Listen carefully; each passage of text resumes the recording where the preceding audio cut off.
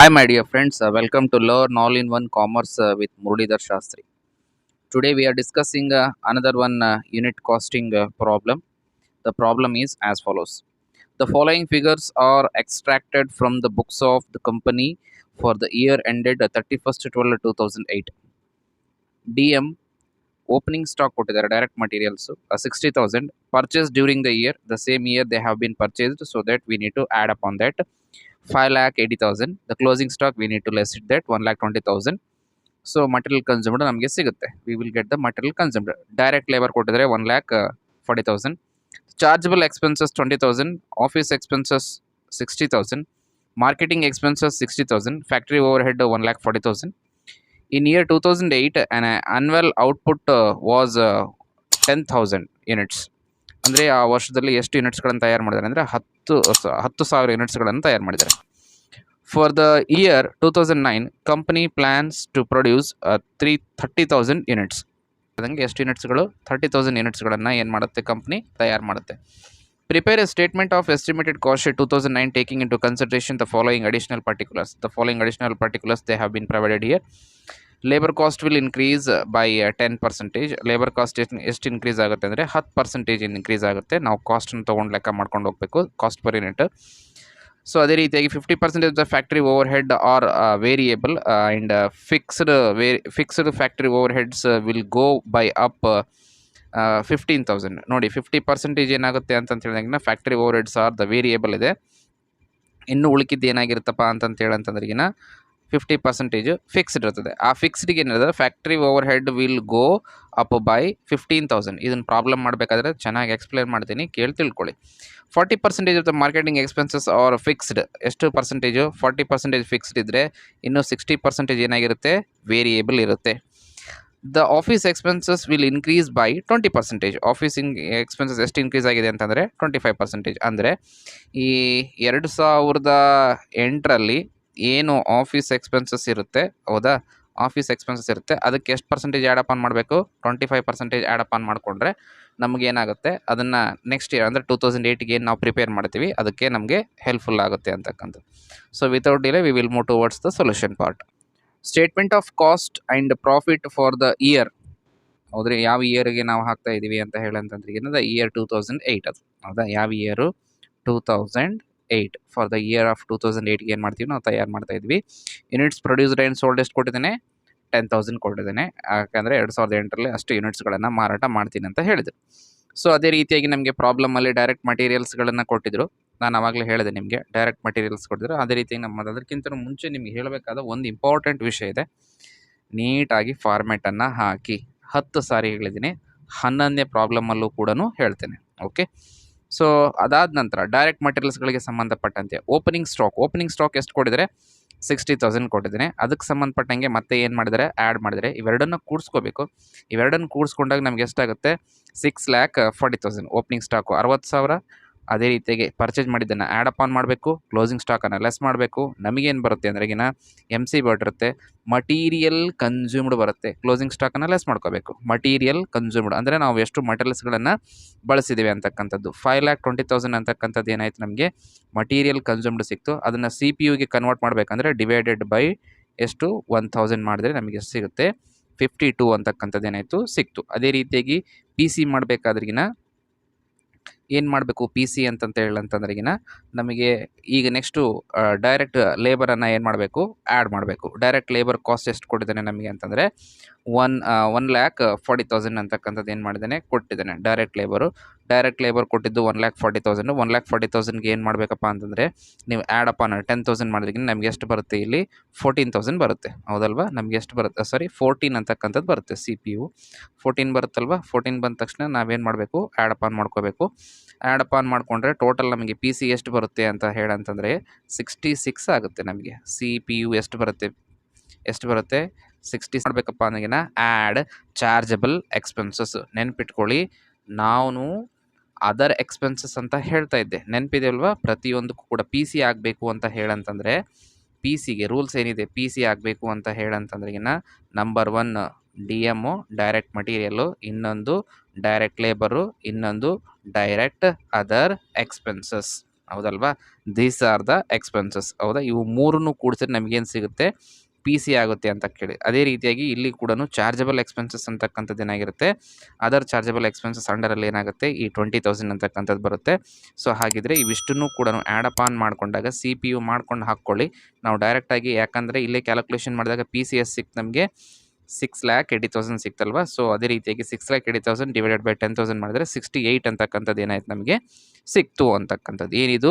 P C. ಹೌದಲ್ವಾ? P C ಅಂತಕ್ಕಂಥದ್ದು ಸಿಕ್ತು. ನೆಕ್ಸ್ಟ್ ಬಂದು ಫ್ಯಾಕ್ಟ್ರಿ ಓವರ್ ಹೆಡ್. ಫ್ಯಾಕ್ಟ್ರಿ ಓವರ್ ಹೆಡ್ಗೆ ಸಂಬಂಧಪಟ್ಟಂತೆ ಎಷ್ಟು ಹೇಳಿದ್ದಾರೆ ಅಂತಂದರೆ 1,40,000 ಹೇಳಿದ್ದಾರೆ. 1,40,000. ಅದೇ ರೀತಿಯಾಗಿ ಪಿ ಸಿ ಜೊತೆಗೆ ಇದನ್ನು ಆ್ಯಡ್ ಅಪ್ ಆನ್ ಮಾಡಿದರೆ 8,20,000 ಆಯಿತು. ಸೊ ಅದೇ ರೀತಿಯಾಗಿ ವರ್ಕ್ಸ್ ಕಾಸ್ಟ್ ಎಷ್ಟಾಯಿತು? 82,000 ಆಯಿತು. ನೆಕ್ಸ್ಟ್ ಬಂದು ಅಡ್ಮಿನಿಸ್ಟ್ರೇಟಿವ್ ಓವರ್ ಹೆಡ್. ಅಡ್ಮಿನಿಸ್ಟ್ರೇಟಿವ್ ಓವರ್ ಹೆಡ್ಡಲ್ಲಿ ನಮಗೇನು ಕೊಟ್ಟಿದ್ದೇನೆ?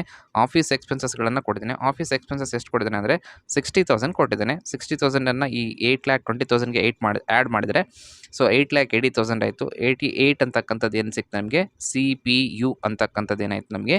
ಸಿ ಪಿ ಯು ಸಿಕ್ತು. ಸೊ ಇಲ್ಲಿ 6 ಹಾಕ್ಕೊಂಡ್ರೆ ನಮಗೆ 88 ಅಂತಕ್ಕಂಥದ್ದು ಕೂಡ ಏನಾಗುತ್ತೆ? ಸಿಗುತ್ತೆ. ನೆಕ್ಸ್ಟ್ ಬಂದು add selling and distribution expenses. ಹೌದಾ? ನಾವು ಇದರಲ್ಲಿ ನಮ್ಗೆ ಏನು ಕೊಟ್ಟಿದ್ದೇನೆ? ಮಾರ್ಕೆಟಿಂಗ್ ಎಕ್ಸ್ಪೆನ್ಸಸ್ಗಳನ್ನು ಏನು ಮಾಡಿದ್ದೇನೆ? ಪ್ರೊವೈಡ್ ಮಾಡಿದರೆ ಮಾರ್ಕೆಟಿಂಗಿಗೆ ಸಂಬಂಧಪಟ್ಟಂಗೆ, ಸೇಲ್ಸಿಗೆ ಸಂಬಂಧಪಟ್ಟಂಗೆ ಏನೋ ಎಕ್ಸ್ಪೆನ್ಸಸ್ ಅಥವಾ ಖರ್ಚುಗಳನ್ನು ಮಾಡ್ಕೊಂಡಿದ್ದೇನೆ 60,000 ರೂಪಾಯಿ. ಆ 60,000ಕ್ಕೆ ಏನಾಗುತ್ತಪ್ಪ ಅಂತ ಹೇಳಂತಂದರೆ 6ಅನ್ನು ಆ್ಯಡ್ ಅಪ್ ಆನ್ ಮಾಡ್ಕೊಂಡೆ. ಸಿ ಪಿ ಯು ಎಷ್ಟಾಗುತ್ತೆ? 6 ಆಗುತ್ತೆ. ಟೋಟಲ್ ಮಾಡಿದಾಗ ಈ 8,80,000 ಪ್ಲಸ್ 60,000 ಆ್ಯಡ್ ಅಪ್ ಆನ್ ಮಾಡಿದರೆ ನಮಗೆ 9,40,000 ಅಂತಕ್ಕಂಥದ್ದು ಸಿಗುತ್ತೆ. ಈ 9,40,000ಗೆ ಸಿ ಪಿ ಯು ಮಾಡಿಕೊಂಡ್ರೆ 94 ಅಂತಕ್ಕಂಥದ್ದು ಸಿ ಪಿ ಯು ಆಗುತ್ತೆ. ಸೊ ಅದೇ ರೀತಿಯಾಗಿ ಕಾಸ್ಟ್ ಆಫ್ ಸೇಲ್ಸ್ ಎಷ್ಟು ಅಂತ ಹೇಳಂತಂದರೆ 94. ನಮಗೆ ಇಲ್ಲಿ ನಾವು ಇಷ್ಟಕ್ಕೆ ಮಾರಾಟ ಮಾಡಿದ್ದೀವಿ ಅಂತಕ್ಕಂಥದ್ದನ್ನು ಪ್ರೊವೈಡ್ ಮಾಡಿಲ್ಲ. Okay, they have been not provided how much we have been sold it for this much of rupees ಅಂತಂತ ಹೇಳಿ. ಅಂದರೆ ಇಷ್ಟು ರೂಪಾಯಿಗೆ ನಾವು ಮಾರಾಟ ಮಾಡಿದ್ದೀವಿ, ಅದ್ರ ಬಗ್ಗೆ ಯಾವುದೇ ಮಾಹಿತಿಯನ್ನು ಕೊಟ್ಟಿಲ್ಲ. ಯಾವುದು ಕೊಟ್ಟಿಲ್ಲ ಅಂತ ಹೇಳಂತಂದಾಗ we need not to go for the calculation and also finding of the sales are the ಪ್ರಾಫಿಟ್ನ ಫೈಂಡ್ ಔಟ್ ಮಾಡೋಕ್ಕೆ ನಮಗೆ ಆಗೋದಿಲ್ಲ. Okay, without delay we will move towards that estimation. Cost ಎಸ್ಟಿಮೇಷನ್ಗೆ ಏನು ಮಾಡೋಣ? ಮೂವ್ ಆನ್ ಆಗೋಣ. Here is the statement of showing quotation price for the year of 2009. Estimated cost ಅಥವಾ estimated ಯೂನಿಟ್ಸ್ಗಳು ಎಷ್ಟು ಪ್ರೊಡ್ಯೂಸ್ ಆಗಿದ್ದಾವೆ ಅಂತ ಹೇಳಿದ್ರೆ 30,000 ಆಗಿದೆ ಅಂತಕ್ಕಂಥದ್ದು. ಸೊ ಅದಕ್ಕೆ ಸಂಬಂಧಪಟ್ಟಂಗೆ ನೀಟಾಗಿ ಫಾರ್ಮೆಟ್ಸ್ಗಳನ್ನು ಹಾಕ್ಕೊಳ್ಳಿ. ಸೊ ಡೈರೆಕ್ಟ್ ಮಟೀರಿಯಲ್ಗೆ ಸಂಬಂಧಪಟ್ಟಂತೆ ಯಾವುದೇ ಇನ್ಕ್ರೀಸ್ ಅಥವಾ ಡಿಕ್ರೀಸ್ ಅಂತಕ್ಕಂಥದ್ದು ಮಾಹಿತಿಯನ್ನು ಕೊಟ್ಟಿಲ್ಲ. ಇನ್ಕ್ರೀಸ್ ಅನ್ಬೋದು, ಡಿಕ್ರೀಸ್ ಆದರೂ ಕೂಡ ಅನ್ಬೋದು. ಸೊ 52 ಅಂತಕ್ಕಂಥದ್ದು ಏನಿದೆ ಸಿ ಪಿ ಯು ಇದೆ. ಅದೇ ಸಿ ಪಿ ಯುನ ತೊಗೊಂಡು ಬಂದುಬಿಟ್ಟು ನಾವು 52ಅನ್ನು ಕಾಸ್ಟ್ ಪರ್ ಯೂನಿಟಲ್ಲಿ ಹಾಕಿದ್ವಿ. ಸಿ ಪಿ ಯು ಅಂತ ಹೇಳಿದ್ರೆ ಅದಕ್ಕೆ ಏನು ಮಾಡಬೇಕು ನಾವು? 30,000 ಅಂತ ಹೇಳಿ, ಹೌದಾ? ಸಾರಿ 3,000 ಅಲ್ವಾ? ಸಾರಿ ಎಸ್ 30,000 ಅಂತ ಹೇಳಂತ ಅಂದ್ಬಿಟ್ಟು ಇಂಟು ಕ್ಯಾಲ್ಕುಲೇಷನ್ಸ್ ಮಾಡ್ಕೊಂಡ್ರೆ ಈ ವಿಲ್ ಗೆಟ್ ದ 15,60,000 ಅಂತಕ್ಕಂಥದ್ದು ಏನಾಗುತ್ತೆ ನಿಮಗೆ ವ್ಯಾಲ್ಯೂ ಅಂತಕ್ಕಂಥದ್ದು ಸಿಗುತ್ತೆ ಅಂತಕ್ಕಂಥದ್ದು. ಹೌದಾ? ಸಿ ಪಿ ಯು ಮಾಡ್ಕೋಬೇಕು. ತಗೊಂಡು 52 ಇಂಟು 30,000 ಮಾಡಿಕೊಂಡ್ರೆ ನಿಮಗೆ ವಿಲ್ ಗೆಟ್ ದ 15,60,000 ಅಂತಕ್ಕಂಥದ್ದು. ನೆಕ್ಸ್ಟ್ ಬಂದುಬಿಟ್ಟು ಲೇಬರ್ ಕಾಸ್ಟ್. ಲೇಬರ್ ಕಾಸ್ಟಿಗೆ ಏನಂತ ಹೇಳಿದ್ದಾರೆ ಅಂತಂದರೆ, ಲೇಬರ್ ಕಾಸ್ಟ್ಗೆ ಇನ್ಕ್ರೀಸ್ ಆಗುತ್ತೆ ಅಂತ ಹೇಳಿದರೆ ಎಷ್ಟು ಪರ್ಸೆಂಟೇಜ್ ಇನ್ಕ್ರೀಸ್ ಆಗುತ್ತೆ ಅಂದರೆ ಒಂದು 10% ಇನ್ಕ್ರೀಸ್ ಆಗುತ್ತೆ ಅಂತ ಹೇಳಿದರೆ ಲೇಬರ್ ಕಾಸ್ಟ್ಗೆ ಇನ್ಕ್ರೀಸ್ಡ್ ಬೈ ದ 10%. ಹಾಗಿದ್ರಿಗಿನ ಲೇಬರ್ ಕಾಸ್ಟ್ ಎಷ್ಟಿದೆ ಅಂತ ಹೇಳಂತಂದರೆ labour cost is 14 is there. ಓಕೆಪ್ಪ, ಯಾಕಪ್ಪ ಅಂತ ಹೇಳಿದ್ರೆ 1,40,000 ಡಿ ಎಲ್ ಇದೆ. ಅದನ್ನು ಸಿ ಪಿ ಯು ಮಾಡಿಕೊಂಡ್ರೆ 2008ರಲ್ಲಿ ನಮ್ಗೆ ಎಷ್ಟು ಬರುತ್ತೆ? 14 ಬರುತ್ತೆ. ಆ 14ಗೆ 10% ಅಂತ ಕ್ಯಾಲ್ಕುಲೇಟ್ ಮಾಡ್ಕೊಂಡ್ರೆ 1.4 ಬರ್ತದೆ. 1.4ಅಲ್ಲಿ ಏನು ಮಾಡಬೇಕು? ಸಿ ಪಿ ಯುಗೆ ಹಾಕ್ಕೋಬೇಕು. ಸಿ ಪಿ ಯುಗೆ ಹಾಕ್ಕೊಂಡು ಇಂಟು 30,000 ಮಾಡ್ಕೋಬೇಕು. ಇಂಟು 30,000 ಮಾಡ್ಕೊಂಡ್ರೆಗಿನ ವಿ ವಿಲ್ ಗೆಟ್ 4,62,000 ಅಂತಕ್ಕಂಥದ್ದು ಏನಾಗುತ್ತೆ ನಮಗೆ ಸಿಗುತ್ತೆ. ಸೊ ಅದೇ ರೀತಿಯಾಗಿ ಚಾರ್ಜಬಲ್ ಎಕ್ಸ್ಪೆನ್ಸಸ್ ಇದೆ. ಆ ಚಾರ್ಜಬಲ್ ಎಕ್ಸ್ಪೆನ್ಸಸ್ನು ಕೂಡ ಎಷ್ಟಿದೆ ಸಿ ಪಿ ಯು ಅಲ್ಲಿ ಅಂದರೆ 2 ರೂಪಾಯಿ ಇದೆ. ನೀವು ಬೇಕಿದ್ರೆ ಚೆಕ್ ಮಾಡ್ಕೊಳ್ಳಿ. ಯಾಕಂದರೆ 20,000 ಇದೆ ಚಾರ್ಜಬಲ್ ಎಕ್ಸ್ಪೆನ್ಸಸ್ಸು. ಆ 20,000ಗೆ ನಾವು ಅದನ್ನು ಕ್ಯಾಲ್ಕುಲೇಷನ್ಸ್ಗಳನ್ನು ತೊಗೊಂಡಾಗ 2 ಇಂಟು 30,000 ಮಾಡಿದ್ರೆ ವಿ ವಿಲ್ ಗೆಟ್ ದ 60,000. ಇವೆಲ್ಲದನ್ನು ಕೂಡ ಮೂರನ್ನು ಕೂಡಿಸ್ಕೊಂಡಾಗ ಅಂದರೆ ಮಟೀರಿಯಲ್ಲು, ಅದೇ ರೀತಿಯಾಗಿ ಲೇಬರ್ ಕಾಸ್ಟು, ಅದೇ ರೀತಿಯಾಗಿ ಚಾರ್ಜಬಲ್ ಎಕ್ಸ್ಪೆನ್ಸಸ್ಸು, ಇವು ಮೂರನ್ನು ಕೂಡಿಸಿದಾಗ ವಿ ವಿಲ್ ಗೆಟ್ ದ 20,82,000 ಅಂತಕ್ಕಂಥದ್ದು ಏನಾಗುತ್ತೆ ನಮಗೆ ಸಿಗುತ್ತೆ. ಇದನ್ನು ಡಿವೈಡೆಡ್ ಬೈ 30,000 ಮಾಡಿದಾಗ we will get the value of 69.40 ಅಂತಕ್ಕಂಥದ್ದು ನಮಗೆ ಪಿ ಸಿ ಅಂತಕ್ಕಂಥದ್ದು ಸಿಗುತ್ತೆ. ನೆಕ್ಸ್ಟ್ ಬಂದು ಫ್ಯಾಕ್ಟ್ರಿ ಓವರ್ ಹೆಡ್. ಫ್ಯಾಕ್ಟ್ರಿ ಓವರ್ ಹೆಡ್ಡಲ್ಲಿ ಫಿಕ್ಸ್ಡ್ ಮತ್ತು ವೇರಿಯೇಬಲ್ ಎರಡೂ ಕೂಡ ಕೊಟ್ಟಿದ್ದಾನೆ. ಏನು ಹೇಳಿದ್ದಾನೆ? 50% of the factory overhead is variable ಅಂತ ಹೇಳಿದ್ದಾನೆ. ಅಂದ್ರೆಗಿನ ಅದು 50% ಏನಾಗಿರುತ್ತೆ? ವೇರಿಯೇಬಲ್ ಆಗಿರುತ್ತೆ. 50% of factory overheads will go up by will go up ಅಂತ ಹೇಳಿದ್ರಿಗಿನ ಜಾಸ್ತಿ ಆಗುತ್ತೆ ಅಂತ ಅರ್ಥ. ಈಗ ಆಗಿದ್ರಿಗಿನ ನಮ್ಮಲ್ಲಿ ಇವಾಗ ಚೆಕ್ ಮಾಡ್ಕೋಬೇಕು ಫ್ಯಾಕ್ಟ್ರಿ ಓವರ್ ಹೆಡ್ ನಮ್ಮಲ್ಲಿ ಎಷ್ಟಿದೆ ಅಂತಕ್ಕಂಥದ್ದು. ಫ್ಯಾಕ್ಟ್ರಿ ಓವರ್ ಹೆಡ್ ಎಷ್ಟಿದೆಯಪ್ಪ ಅಂತಂತೇಳಿ ನಮ್ಮಲ್ಲಿ 14 ಇದೆ, ಹೌದಲ್ವಾ? 14 ಇದೆ ಅಂತಂತ ಹೇಳಿದಗಿನ 50% ಏನಂತ ಹೇಳಿದ್ದಾರೆ ಅವರು, 50% ವೇರಿಯೇಬಲ್ ಅಂದ್ರೆಗಿನ 50% ಅಂದ್ರೆಗಿನ ಎಷ್ಟು, 14ಗೆ 50% ಮಾಡಿದಾಗ we will get the value of, ಇಲ್ಲಿ ಮಾಡಿದೆ ನೋಡಿ, 14ಗೆ 50% ಮಾಡಿದಾಗ ನಮಗೆ ಸಿಕ್ತು ವ್ಯಾಲ್ಯೂ ಅಂತಂದರೆ 7 ಸಿಕ್ತು. 7 ಇಂಟು 30,000 ಮಾಡಿದಾಗ, ಹೌದಾ, 7 ಇಂಟು 30,000 ಮಾಡಿದಾಗ we will get the value of 2,10,000 ಅಂತಕ್ಕಂಥದ್ದು. ಹೌದಾ, ಎಷ್ಟು ಸಿಗ್ತದೆ ನಮಗೆ? 2,10,000 ಅಂತಕ್ಕಂಥದ್ದು. ಸೊ ಅದೇ ರೀತಿಯಾಗಿ ಇನ್ನು 50% ಏನಾಗಿರುತ್ತೆ ಅಂತಂತ ಹೇಳಂತಂದರೆ, ಇದರಲ್ಲಿ ಇವಾಗ ಟೋಟಲ್ ಆಗಿ ಅದು ಎಷ್ಟಿತ್ತು? 14 ಇತ್ತು. 14ನಲ್ಲಿ ಏನು ಮಾಡಿದ್ವಿ ನಾವು? 7 ತೆಗೆದ್ವಿ. 7 ತೆಗೆದಾಗಿನ ಇನ್ನು ಎಷ್ಟು ಉಳಿತು? 7 ಉಳಿತು. 7 ಉಳಿತು ಅಂತ ಹೇಳಂತಂದ್ರೆಗಿನ ಅಲ್ಲಿ ನಮಗೆ ವ್ಯಾಲ್ಯೂ ಎಷ್ಟಿತ್ತು ಅಂದರೆ 2008ಅಲ್ಲಿ 2008ನಲ್ಲಿ ನಮಗೆ ಎಷ್ಟು ಸಿಕ್ಕಿತ್ತು? ಸಿ ಪಿ ಯು 14 ಸಿಕ್ಕಿತ್ತು. 14 ಸಿಕ್ಕಿರೋಕ್ಕೆ ಕಾರಣ ಎಷ್ಟು ಅಂತಂದರೆ 1,40,000, ಹೌದಲ್ವಾ? ಇದನ್ನು ಕ್ಲೀನಾಗಿ ಅಬ್ಸರ್ವೇಷನ್ ಮಾಡಿ. 1,40,000 1,40,000ಅಲ್ಲಿ ಏನು ಮಾಡಿದ್ವಿ ಇದಕ್ಕೆ ಸಂಬಂಧಪಟ್ಟಂಗೆ ಏನಂತ ಹೇಳಿದರೆ, ಇದರಲ್ಲಿ ನಾವೇನು ಮಾಡಿಬಿಟ್ವಿ? 7 ರುಪೀಸನ್ನು ಕೊಟ್ಬಿಟ್ವಿ. 7 ರುಪೀಸ್ ಕೊಟ್ಬಿಟ್ವಿ ಅಂತ ಹೇಳಂತಂದ್ರೆಗಿನ, ಯಾಕಂದರೆ ಯಾವುದಕ್ಕೆ ಕೊಟ್ವಿ ನಾವು? ವೇರಿಯೇಬಲ್ಗೆ ಕೊಟ್ಬಿಟ್ಟಿವಿ ಈಗ, ಹೌದಾ? ಸಾರಿ, ಫಿಕ್ಸ್ಡ್ಗೆ ಕೊಟ್ಬಿಟ್ಟು, ಸಾರಿ, ವೇರಿಯೇಬಲ್ಗೆ ಕೊಟ್ಟಿವಿ. ಇವಾಗ ಫಿಕ್ಸ್ಡ್ ಅಂತ ಹೇಳಿದರೆ, ಫಿಕ್ಸ್ಡ್ ಅಂದ್ರೆಗಿನ ಇನ್ನೂ ಎಷ್ಟು ಉಳಿದಿರುತ್ತೆ ಇದರಲ್ಲಿ? 7 ರುಪೀಸ್ ಕೊಟ್ಬಿಟ್ರೆ ಎಷ್ಟು ಹೋಗುತ್ತೆ ಇದರಲ್ಲಿ? 70,000 ಹೋಗ್ಬಿಡುತ್ತೆ, ಹೌದಾ? 70,000 ಹೋದರೆ ಇನ್ನು ಉಳಿಯೋದು ಎಷ್ಟು? 70,000. ಈ 70,000ಗೆ ನೆನ್ಪಿಟ್ಕೊಳ್ಳಿ, ಹೌದಾ? ನಾನು ಹೇಳಿದ್ದೆಲ್ಲ ಇನ್ನೊಂದು ಸರಿ ರಿಪೀಟ್ ಮಾಡಿ ನೋಡ್ಕೊಳ್ಳಿ, ಅರ್ಥ ಆಗುತ್ತೆ. ಈ ಒಂದು 70,000ಗೆ, ಹೌದಾ, ಈ 70,000ಗೆ ಎಷ್ಟು ಇನ್ಕ್ರೀಸ್ ಆಗುತ್ತೆ ಅಂತ ಹೇಳಿದರೆ 15,000 ಇನ್ಕ್ರೀಸ್ ಆಗುತ್ತೆ ಅಂತ ಹೇಳಿದ್ದಾರೆ, ಹೌದಲ್ವಾ? ಈ 70,000ಗೆ ಎಷ್ಟು ಇನ್ಕ್ರೀಸ್ ಆಗುತ್ತೆ? 15,000 ಏನಾಗುತ್ತೆ? ಇನ್ಕ್ರೀಸ್ ಆಗುತ್ತೆ. ಇನ್ಕ್ರೀಸ್ ಆದರೆ ಏನ? 2,10,000 ಪ್ಲಸ್ ಅದೇ ರೀತಿಯಾಗಿ 75,000. ನೆನ್ಪಿಟ್ಕೊಳ್ಳಿ ಸರ್, ಇದಕ್ಕೆ ಯಾಕೆ ನೀವು 30,000 ಆ್ಯಡ್ ಅಪ್ ಆನ್ ಮಾಡ್ಕೊಳ್ಳಿಲ್ಲ ಅಂತ ಹೇಳಂತಂದರೆ, ಇದು ವೇರಿಯೇಬಲ್ ಆಗಿರುತ್ತೆ, ಇದು ಫಿಕ್ಸ್ಡ್ ಆಗಿರುತ್ತೆ, ಹೌದಾ? ವೇರಿಯೇಬಲ್ಗೆ 7% ಮಾತ್ರ ತೊಗೊಂಡು ಏನು ಮಾಡಬೇಕು? ಕ್ಯಾಲ್ಕುಲೇಟ್ ಮಾಡಬೇಕು. ಫಿಕ್ಸ್ಡ್ಗೆ ಏನಂತ ಹೇಳಿದ್ರೆ ಇನ್ನೂ 70,000 ಉಳಿದಿರುತ್ತೆ. ಅಂದರೆ ಹಳೆಯದರಲ್ಲೇ ನಾವು ಕ್ಯಾಲ್ಕುಲೇಟ್ ಮಾಡಿಕೊಂಡು ಲೆಕ್ಕ ತೊಗೋಬೇಕಾಗಿರುತ್ತೆ ಅಂತಕ್ಕಂಥದ್ದು. ಸೊ ಅದೇ ರೀತಿಯಾಗಿ ನಮಗೆ ಎಷ್ಟು ಸಿಗುತ್ತೆ? ಟೋಟಲ್ ಮಾಡಿದರೆ 2,95,000 ಸಿಗುತ್ತೆ. ಸಿ ಪಿ ಯು ಮಾಡಿಕೊಂಡ್ರೆ 9.83 ಅಂತಕ್ಕಂಥದ್ದು ಸಿಗುತ್ತೆ.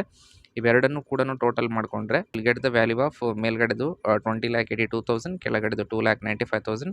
Total will get the 23,77,000. The C P U is also 79.23 ಅಂತಕ್ಕಂಥ ಸಿಕ್ತು ಅಂತಂದರೆ ಅಡ್ಮಿನಿಸ್ಟ್ರೇಟಿವ್ ನೋಡಿ. ಅಡ್ಮಿನಿಸ್ಟ್ರೇಟಿವ್ ಓವರ್ ಹೆಡ್ ಏನಾಗುತ್ತಪ್ಪ ಅಂತ ಹೇಳಂತಂದರೆ 25% ಏನಾಗುತ್ತೆ? ಇನ್ಕ್ರೀಸ್ ಆಗುತ್ತೆ ಅಂತ ಹೇಳಿದ್ದಾರೆ.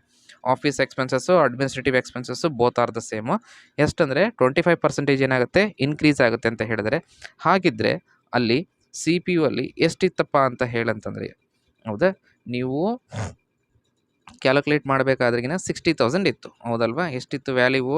60,000. ನೆನ್ಪಿಟ್ಕೊಳ್ಳಿ, ಏನಂತ ಹೇಳಿದ್ರೆ office expenses will increase by 20% ಅಂತ ಹೇಳಿದರೆ, 20% ಏನಾಗುತ್ತೆ? ಆಫೀಸ್ ಎಕ್ಸ್ಪೆನ್ಸಸ್ಸು ಇನ್ಕ್ರೀಸ್ ಆಗುತ್ತೆ ಅಂತ ಹೇಳಿದರೆ, 20% ಇನ್ಕ್ರೀಸ್ ಆಗುತ್ತೆ ಅಂತ ಹೇಳಂತಂದರೆ ನಾವೇನು ಮಾಡಬೇಕು? ಅವಾಗ ಅದರ ವ್ಯಾಲ್ಯೂವನ್ನು ತೊಗೋಬೇಕು, not the C P U, ಹೌದಾ? ನೆನ್ಪಿಟ್ಕೊಳ್ರಿ, ಏನು ತೊಗೋಬಾರ್ದು? ಸಿ ಪಿ ಯುವನ್ನು ತೊಗೋಬಾರ್ದು. ಸೊ ಅಲ್ಲಿ ಎಷ್ಟಿತ್ತಪ್ಪ ಅಂತ ಹೇಳಿದ್ರೆ 60,000 ಇತ್ತು. ಆ 60,000ಗೆ ಎಷ್ಟು ಆ್ಯಡ್ ಮಾಡಿದ್ವಿ? 25%ನ್ನು ಆ್ಯಡ್ ಮಾಡಿದ್ವಿ. 25%ನ್ನು ಆ್ಯಡ್ ಮಾಡಿದ್ರೆ ನಮಗೆ ಸಿಕ್ತು ವ್ಯಾಲ್ಯೂ ಅಂತ ಹೇಳಂತಂದರೆ 15,000 ಸಿಕ್ತು, ಹೌದಾ? 15,000 ಮಾಡಿದಾಗ ನಮಗೆ ಸಿಕ್ತು ಇಲ್ಲಿ 75,000 ಸಿಕ್ತು. 75,000 ಅದಕ್ಕೆ ಇಂಟು ನಾವೆಷ್ಟು ಮಾಡ್ಕೋಬೇಕು? 30,000 ಅಲ್ವಾ? ಸೊ ಇದನ್ನು ಡಿವೈಡೆಡ್ ಬೈ 30,000 ಮಾಡಿದ್ರೆ V will get the value of 2.5 ಅಂತಕ್ಕಂಥದ್ದು ಏನಾಯ್ತು? ನಮಗೆ ವ್ಯಾಲ್ಯೂ ಅಂತಕ್ಕಂಥದ್ದು ಸಿಕ್ತು. ಇದೇನಾಯಿತು? ಕಾಸ್ಟ್ ಆಫ್ ಗೂಡ್ಸ್ ಅಂತಕ್ಕಂಥದ್ದು ಆಯಿತು. ಇದು ಮೇಲ್ಗಡೆದು ವರ್ಕ್ಸ್ ಕಾಸ್ಟ್ ಆಯಿತು, ಕೆಳಗಡೆದು ಕಾಸ್ಟ್ ಆಫ್ ಗೂಡ್ಸ್ ಆಯಿತು. ಸೊ 24,52,000 ಅಂತಕ್ಕಂಥ ಸಿಕ್ತು. ಸಿ ಪಿ ಯು 81.73 ಅಂತಕ್ಕಂಥದ್ದು. Selling and distribution expenses, selling and distribution ಎಕ್ಸ್ಪೆನ್ಸಸ್ಗಳಿಗೆ ಬಂದಾಗ ಏನಂತ 30% of the marketing expenses are fixed, ಬ್ರಾಕೆಟಲ್ಲಿ ಕೊಟ್ಟಿದ್ದು ಇನ್ಕ್ರೀಸ್ಡ್ ಅಂತಂದು ಹೇಳಿ ಕೊಟ್ಟಿದ್ದಾನೆ. ಅಂದರೆ ಆ್ಯಕ್ಚುಲ್ ಆಗಿ ಏನಾಗಿರುತ್ತೆ? ಫಿಕ್ಸ್ಡ್ ಅಂತಂತ ಹೇಳಂತಂದರೆ ಇದು ಫಿಕ್ಸ್ ಆಗಿರುತ್ತೆ, ಅಂದರೆ 60,000 ಫಿಕ್ಸ್ ಆಗಿರುತ್ತೆ. ಲಾಸ್ಟ್ ಪ್ರಾಬ್ಲಮಲ್ಲಿ ನೋಡ್ಕೊಳ್ಳಿ ಎಷ್ಟಿತ್ತು ಅಂತ ಹೇಳಿದ್ರೆ 60,000 ಅಷ್ಟೇ ಏನಾಗಿತ್ತು? ಫಿಕ್ಸ್ ಇತ್ತು, ಅಷ್ಟಕ್ಕಷ್ಟೇ ಇರುತ್ತೆ. ಅದ್ರ ಜೊತೆಗೆ ಇನ್ಕ್ರೀಸ್ ಆಗುತ್ತೆ ಎಷ್ಟು ಪರ್ಸೆಂಟೇಜು ಅಂತ ಹೇಳಂತಂದರೆ 40% ಏನಾಗುತ್ತೆ? ಇನ್ಕ್ರೀಸ್ಡ್ ಆಗುತ್ತೆ ಅಂತಂದು. 40% ಇನ್ಕ್ರೀಸ್ ಆಗಿದ್ರೆ ಇದಕ್ಕೆ ಸಿ ಪಿ ಯು ಮಾಡ್ಕೊಂಡಾಗ 2008ರಲ್ಲಿ ಸಿ ಪಿ ಯು ಮಾಡ್ಕೊಂಡಾಗ 6 ರುಪೀಸ್ ಬಂದಿತ್ತು ನಮಗೆ. ಈ 6 ರುಪೀಸ್ಗೆ ಏನು ಮಾಡಬೇಕು? 6 ಇಂಟು 40 ಡಿವೈಡೆಡ್ ಬೈ 100 ಮಾಡಿದಾಗ we will get the value of 2.4 ಅಂತಕ್ಕಂಥದ್ದು ನಮಗೇನಾಗುತ್ತೆ? ಸಿಗುತ್ತೆ. ಇದಕ್ಕೆ ಎಷ್ಟಪ್ಪ ಅಂದರೆ ಇಂಟು 30,000 ಮಾಡಿದಾಗ we will get the value of 72,000 ನಾವು ಕ್ಯಾಲ್ಕುಲೇಷನ್ಸ್ಗಳನ್ನು ಮಾಡ್ಕೊಂಡಾಗ ಇದಕ್ಕೇನು ಮಾಡಬೇಕು, ಆ್ಯಡ್ ಮಾಡಬೇಕು. ಅಂದರೆ ಈ 60,000 ಮತ್ತು 72,000 ಇವೆರಡನ್ನೂ ಕೂಡ ಆ್ಯಡ್ ಮಾಡಿಕೊಂಡ್ರೆ ವಿ ವಿಲ್ ಗೆಟ್ 1,32,000 ಅಂತಕ್ಕಂಥದ್ದು ಏನಾಗುತ್ತೆ ನಮಗೆ ವ್ಯಾಲ್ಯೂ ಅಂತಕ್ಕಂಥದ್ದು ಸಿಗುತ್ತೆ. ಇದಕ್ಕೆ CPU ಮಾಡ್ಕೊಂಡಾಗ 4.4 ಅಂತಕ್ಕಂಥದ್ದು ಏನಾಗುತ್ತೆ ನಮಗೆ ವ್ಯಾಲ್ಯೂ ಆಗುತ್ತೆ. ಹಾಗೆ ಇದಕ್ಕಿನ್ನ ಟೋಟಲ್ ಸೇಲ್ಸನ್ನು ಟೋಟಲ್ ಮಾಡ್ಕೊಂಡಾಗ ಏನಾಗುತ್ತೆ ನಮಗೆ ಟೋಟಲ್ ಸೇಲ್ಸ್ ಸಿಗುತ್ತೆ. ಕಾಸ್ಟ್ ಪರ್ ಯೂನಿಟ್ ಎಷ್ಟು ಸಿಗುತ್ತೆ ಅಂದರೆ 86.13 ಅಂತಕ್ಕಂಥದ್ದು ಸಿಗುತ್ತೆ. ಆಸ್ ಕಂಪೇರಿಂಗ್ ಟು ದ ಪ್ರಾಬ್ಲಮ್ಸ್ಗಳನ್ನು ಕಂಪೇರ್ ಮಾಡಿದಾಗ ಇವರು ಹೆಚ್ಚಿಗೆ ಯೂನಿಟ್ಸ್ಗಳನ್ನು ತಯಾರು ಮಾಡಿದರೂ ಕೂಡ ಏನಾಗಲಿಲ್ಲ. ಇಲ್ಲಿ ಹೆಚ್ಚಿಗೆ ಯೂನಿಟ್ಸ್ಗಳನ್ನು ತಯಾರು ಮಾಡಿದ್ದಕ್ಕೆ ಅಲ್ಲಿ 94 ರೂಪೀಸ್ ಬಂತು, ಇಲ್ಲಿ 86.13 ಅಂತಕ್ಕಂಥದ್ದು ಬಂತು ಅಂತಕ್ಕಂಥದ್ದು. ಅಂದರೆ ಅತಿ ಹೆಚ್ಚು ಯೂನಿಟ್ಸ್ಗಳನ್ನು ನಾವು ಜಾಸ್ತಿ ತಯಾರು ಮಾಡಿದಂಗೆಲ್ಲ ಏನಾಗುತ್ತೆ, ಕಾಸ್ಟ್ಗಳು ಅಂತಕ್ಕಂಥದ್ದು ಏನಾಗುತ್ತೆ ರೆಡ್ಯೂಸ್ ಆಗುತ್ತೆ. ಸೊ ಕಾಸ್ಟ್ಗಳು ರೆಡ್ಯೂಸ್ ಆದಾಗ ಏನಾಗಿರುತ್ತೆ, ಈಗ ಫಾರ್ ಎಕ್ಸಾಂಪಲ್ ಫಿಕ್ಸ್ಡ್ ಕಾಸ್ಟ್ ಅಂತ ಅನ್ಕೊಳ್ಳಿ, ಅದು ಫಿಕ್ಸ್ಡ್ ಕಾಸ್ಟ್ ಎಷ್ಟಿರಬೇಕು ಅಷ್ಟೇ ಇರುತ್ತೆ. ಯೂನಿಟ್ಸ್ಗಳನ್ನು ನಾವು ರೈಸ್ ಅಪ್ ಮಾಡಿದ್ರಿಗಿನ ಏನಾಗಲ್ಲ, ಅದಕ್ಕೆ ಯಾವುದೇ ರೀತಿಯಾದಂಥ ಎಫೆಕ್ಟ್ಗಳು ಆಗೋದಿಲ್ಲ. ಹಾಗಾಗಿ ಯೂನಿಟ್ಸ್ಗಳನ್ನು ಜಾಸ್ತಿ ಮಾಡಿದಾಗ ಏನಾಗಿರುತ್ತೆ, ಕಾಸ್ಟ್ ಕೂಡ ಏನಾಗುತ್ತೆ ಅದರದ್ದು ಖರ್ಚು ಕಡಿಮೆ ಆಗಿ ನಿಮಗೇನಾಗುತ್ತೆ ಲಾಭ ಅಂತಕ್ಕಂಥದ್ದು ಜಾಸ್ತಿ ಆಗುತ್ತೆ. ಸೊ ನನಗೆ ಅನ್ಸಿದ ಮಟ್ಟಿಗೆ ನಿಮ್ಮೆಲ್ಲರಿಗೂ ಕೂಡ ಇದು ಅರ್ಥ ಆಗಿದೆ ಅಂತ ಅಂದ್ಕೊಂಡಿದ್ದೀನಿ. ಸೊ ಧನ್ಯವಾದಗಳು.